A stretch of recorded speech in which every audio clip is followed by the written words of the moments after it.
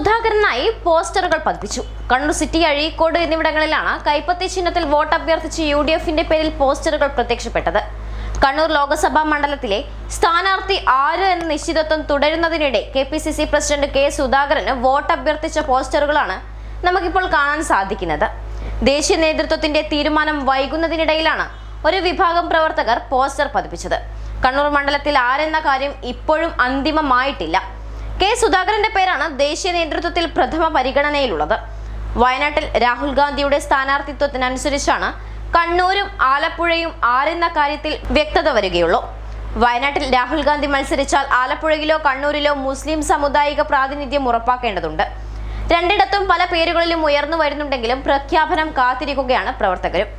അതിനിടെ കണ്ണൂരിൽ സുധാകരൻ അല്ലാത്ത ചില സ്ഥാനാർത്ഥികളുടെ പേര് ഉയർന്ന സാഹചര്യത്തിലാണ് സുധാകരൻ അനുകൂലികളുടെ പോസ്റ്റർ പ്രചരണം എന്നാണ് കോൺഗ്രസിന്റെ ഗ്രൂപ്പുകളിൽ ഉന്നയിക്കുന്നത്. 2019 തെരഞ്ഞെടുപ്പിലെ ബാക്കിയുള്ള പോസ്റ്ററുകളാണ് ഇതിനായി ഉപയോഗിച്ചത് എന്നും പ്രവർത്തകർ പറയുന്നുണ്ട്. News desk, news tomorrow.